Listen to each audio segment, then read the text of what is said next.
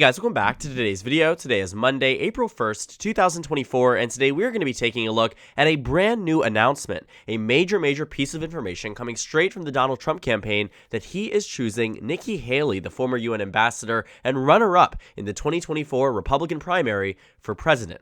Now, Nikki Haley has long been in the running as a potential VP nominee. CNN just released their full report here on Nikki Haley now that she has been officially chosen.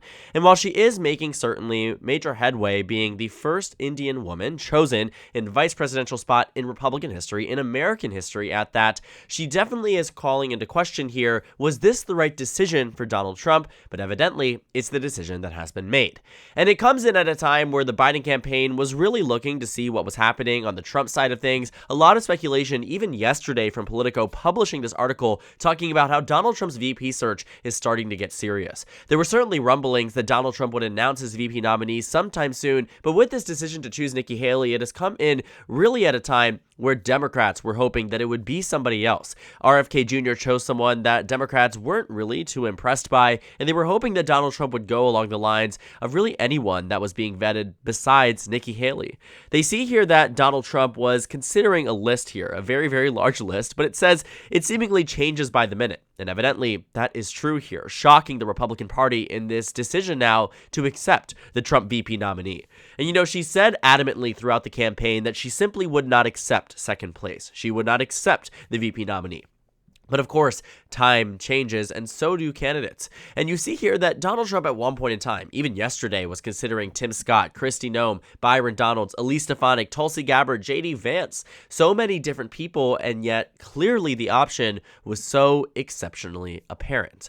Now, with this decision to choose Nikki Haley as his VP nominee, she hails from the home state of South Carolina. There was consideration here that when he was considering Marco Rubio and Ron DeSantis, he would have to change his home state registration back to New York, but Nikki Haley really provides sort of that checkbox there that they aren't violating any amendment process in the state. But I certainly think that this is something, for me at least, that I was genuinely shocked by. But I don't necessarily see it as something that came too far out of the question, right? We saw that just around a week ago, Nikki Haley quietly endorsed Donald Trump just weeks after ending her presidential bid on Super Tuesday. It really didn't get that much media attention, just largely because this is something that, you really don't see covered after people lose races. But she did, in fact, endorse Donald Trump on March 26th.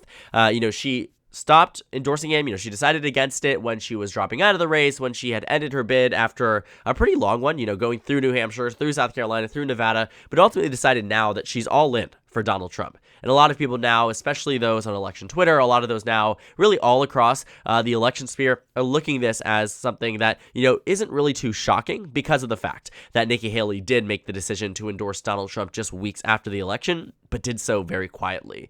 It was sort of as if she was like checking off the box here, but evidently she's very excited, right? She says she's ecstatic and excited to join the Trump campaign as this vice presidential nominee, and honestly, I think Republicans really should be. When you take a look at where Joe Biden and Donald Trump are on the national level, Donald Trump leads by 1 percentage point across the country. When Nikki Haley was in the running, she led Joe Biden by 4.4%. And so what this does here is essentially give Joe Biden and the Democratic Party a significantly higher chance of losing, right? Increases their chance of loss, increases their chance of, these losses in battleground states. Essentially, you're finding that Donald Trump and Nikki Haley together are certainly a force to be reckoned with. I mean, we can take a look too at some of these leads here. With Trump and Haley on the ticket, I don't believe that really any state that Donald Trump won in the last election is going to be that contentious. You are going to see a near complete total and reversion in support in states like Texas, for instance, where historically you have found that Donald Trump is probably one of the most poor performing Republicans in these states, and yet Nikki Haley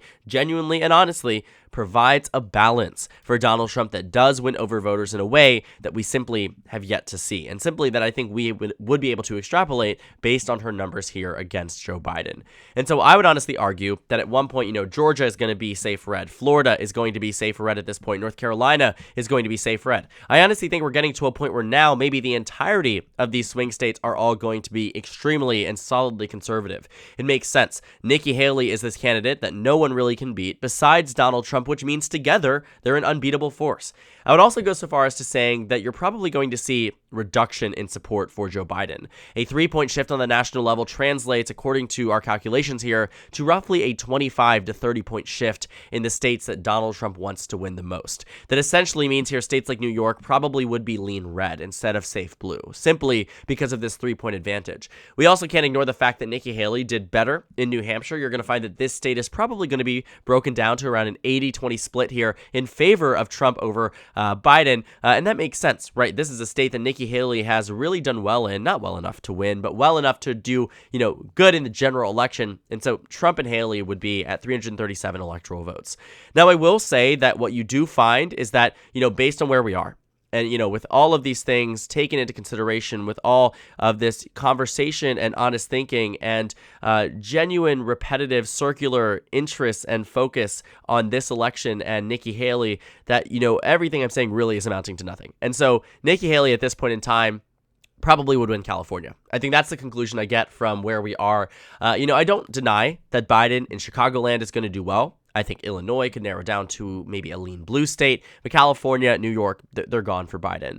I will say, though, New York's going to be a little bit closer. The reason for that is because I think with George Santos on the ballot, it's really going to hurt Trump and Haley. I think that's just, fundamentally true. Any ballot that you're running alongside George Santos, you're going to lose. He's running as an independent, though, which is why I don't see New York as a safe red state. It is harming the GOP quite significantly, but it would be blue if he was running as a Republican. We know how that works. But Illinois is still a Democratic state.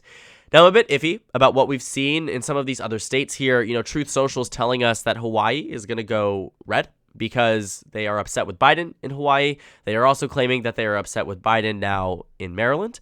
They're upset with Biden all across the country. Apparently, Larry Hogan is, bringing Trump across the finish line there. And so that brings us to roughly 114 toss-up electoral votes. And so the question for me really isn't, does Biden win this election? We know that that's not going to be the case with Nikki Haley as the VP nom, that it's going to be just simply, Trump country, Trump territory.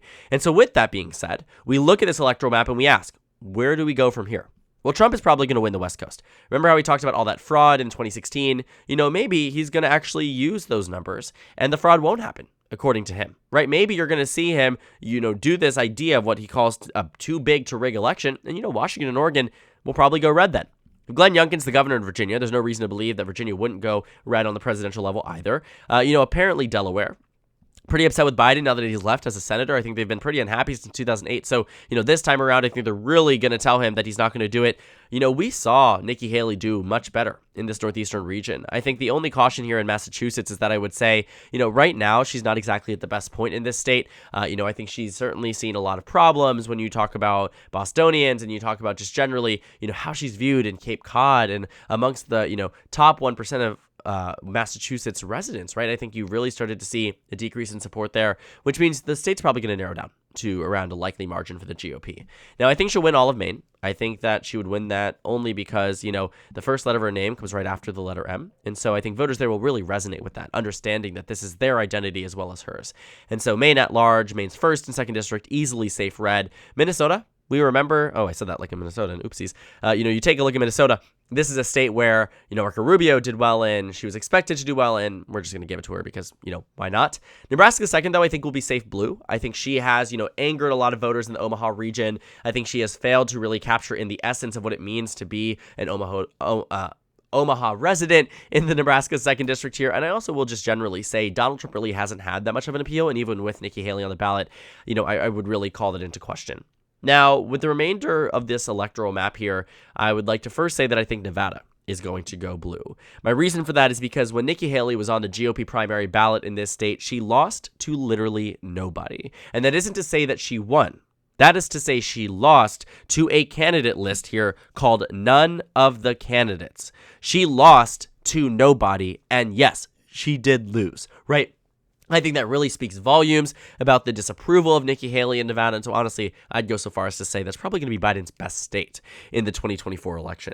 And in these final 2 states here, I would say, Colorado and New Mexico probably going to be safe red. You really haven't seen much improvement in Biden's numbers amongst these states. And I would just say, again, that 3-point shift on the national level translates to a 25 to 30-point shift on the swing state level. And we know that to be true because I said it and sounded correct when I was saying it. So we're at 509 electoral votes for Trump and Haley, 26 for Biden and Harris here. The shocker here, honestly, might come from the state of, not the state, maybe not a state, now that she's going to be president or vice president, but maybe president. You know, looking at D.C., this is a district where you have not seen such significant support for a Republican until Nikki Haley. When you take a look at, you know, the people that are in this state, fundamentally, Nikki Haley is, you know, DC. That's her calling, right? When you look at the people who live in Navy Yard, you know, live by the wharf, these are the voters getting out there and really turning out for Nikki Haley, and I have no doubts that they will do such in this November election.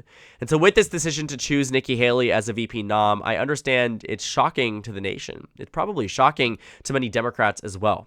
But at this point in time, it makes a lot of sense. And when it comes down to the electoral process, it looks like they're going to win. So if it's Trump and Haley, my final electoral vote tally and prediction here would be 512 electoral votes for Donald Trump and Nikki Haley and 26 for Joe Biden and Kamala Harris. Now, if you're wondering where you can find any more information about Nikki Haley and her chances of being the VP nominee or decision to be the VP nominee under Donald Trump, I would first direct you to take a look at your calendar and then get back to the news and realize that maybe it isn't there to begin with. And with that being said, thank you guys so much for watching this video. Make sure you comment down suggestions below, subscribe on the left if you haven't already, and check out the Instagram and Twitter. At the bottom left of the screen, there's also a Discord server for you to go ahead and join. On the screen, there's a video you can watch, and then a playlist for 2024 election analysis videos. Again, thank you guys so much for watching, and happy April Fools.